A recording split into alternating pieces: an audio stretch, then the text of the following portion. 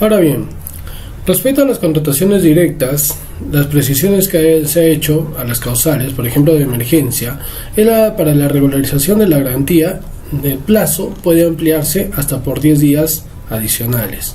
En el caso de la causal por desabastecimiento, cuando no corresponde realizar un proceso de selección posterior, se justifica en el informe o informes que contienen el sustento técnico legal de dicha contratación directa. En la adquisición o arrendamiento de bienes inmuebles se ha hecho la siguiente precisión, que puede hacerse un acondicionamiento del ambiente físico respecto a la adecuación de las dimensiones y disposición de espacios y disposición o dotación de instalaciones y equipamiento. Las condiciones generales para las contrataciones directas, que antes se le denominaba exoneraciones, dicta lo siguiente: las actuaciones preparatorias y los contratos tienen que cumplir lo previsto en la ley de contrataciones, pues en una contratación directa entendamos que solamente se va a excluir o no va a realizar la fase selectiva la entidad, pero las fases tanto de actos preparatorios como de ejecución contractual, estas sí van a ser obligatorias para las entidades. Entonces la entidad, en atención a su necesidad, define el plazo que le sea permitido para suscribir el contrato. Tratándose de la contratación directa para defensa de funcionarios, exfuncionarios, no corresponde hacer una indagación de mercado. Esa precisión la ha hecho la normativa actual. Asimismo, cuando no llega a concretarse la elección al proveedor o suscripción del contrato, se deja sin efecto automáticamente la adjudicación efectuada, pues antes la regulación era que se declara desierto, pero como volvemos a repetir, en una contratación directa no existe proceso de selección, por lo cual el término declaratoria de desierto no estaría bien dicho, por lo cual se ha hecho la precisión de que se deja sin efecto automáticamente la adjudicación efectuada, debiendo la entidad continuar con las acciones pertinentes, es decir, buscar a otro proveedor a quien invitar directamente para que se contrate y atienda a la necesidad.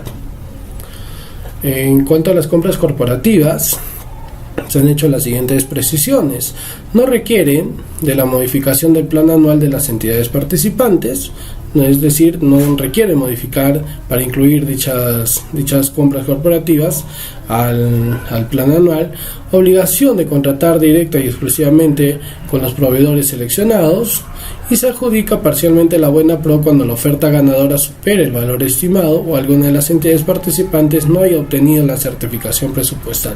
Pues ¿qué sucedía? Que antes se tenía que perder toda la compra corporativa, pero ahora permite adjudicar de manera parcial la buena pro. En cuanto al desarrollo de los catálogos electrónicos de acuerdo marco, señala que toda contratación que las entidades realicen a través de los catálogos electrónicos de acuerdo marco se debe de llevar un expediente de contratación aprobado, y las controversias van a ser resueltas respecto a la inclusión o exclusión de las ofertas, inclusión o exclusión de los proveedores en el catálogo electrónico, van a ser resueltas por Perú Compras. El contrato se perfecciona con la aceptación de la orden de compra o de servicio emitida en el aplicativo de acuerdo marco o en los documentos de que Perú Compras determine. Entonces, el contrato se va a perfeccionar en caso de la orden de compra o de servicio de acuerdo marco una vez aceptada esa orden de compra o de servicio. Algunas precisiones respecto a las etapas de evaluación y calificación para bienes, servicios en general y ejecución de obras.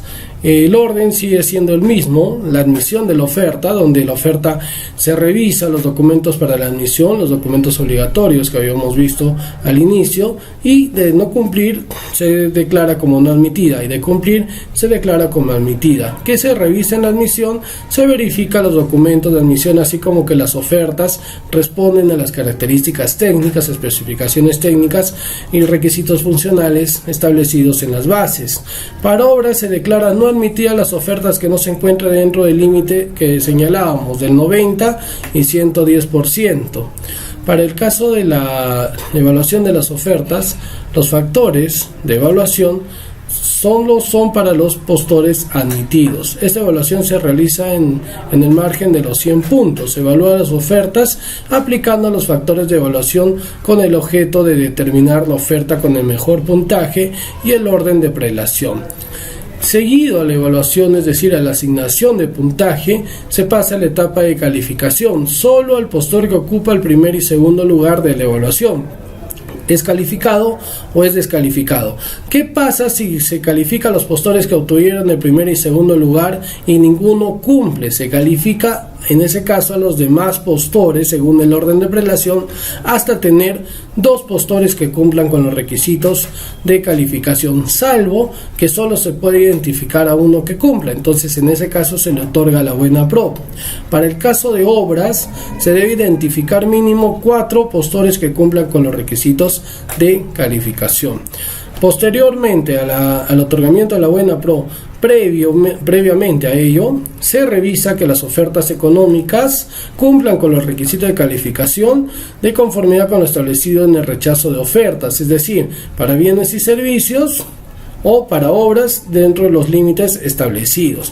De rechazarse alguna de las ofertas, se revisa el cumplimiento de los requisitos de calificación que se siguen en el orden de prelación. La evaluación y calificación de las ofertas en consultoría guarda el mismo orden que estaba establecido en la norma anterior: admisión, calificación, evaluación y buena pro. Igual en la admisión se verifican los documentos de admisión y si las ofertas responden a las características técnicas y funcionales establecidas en las bases. A diferencia de lo que habíamos para bienes, servicios y obras, en caso de consultorías, primero va a ser la calificación, es decir, se va a verificar los requisitos de calificación solo aquellos postores que han sido admitidos. Para calificar o descalificar a estos, se determina si las ofertas cumplen o no cumplen con los requisitos de calificación. Posterior a ello, se hace la evaluación y la oferta económica, solo a los postores que han sido calificados. La evaluación técnica se realiza sobre 100 puntos, evaluación económica también sobre 100 puntos. Se evalúa la oferta técnica aplicando factores de evaluación. Se evalúan las ofertas económicas de los postores que alcanzaron el puntaje mínimo. En el caso de consultorías de obras, se rechaza la oferta que excedan el límite del valor referencial. Luego se determina el valor total entre la oferta técnica y económica. Se hace una sumatoria y se hace una división. Para el otorgamiento de la buena pro, previo a ello, se revisa que las ofertas económicas estén de conformidad con el rechazo de ofertas, con el artículo 68 del reglamento, es decir, que no excedan los límites del valor referencial establecido. Para concluir esta parte, tenemos los requisitos de calificación que forman parte del requerimiento, además de las especificaciones técnicas, términos de referencia o la descripción de las obras en caso de ejecución de obras, descripción general del proyecto. Reiteramos que para la admisión de la oferta se revisan los documentos obligatorios, aquellos que han sido establecidos en las bases, para establecer si esta oferta es admitida o no es admitida. Ya no existe la etapa de precalificación, ya ha sido retirada de la normativa. Hay que tener eso en cuenta. Lo consideramos acá para tener en cuenta de que ya no hay precalificación, sino solamente hay la admisión, evaluación y calificación.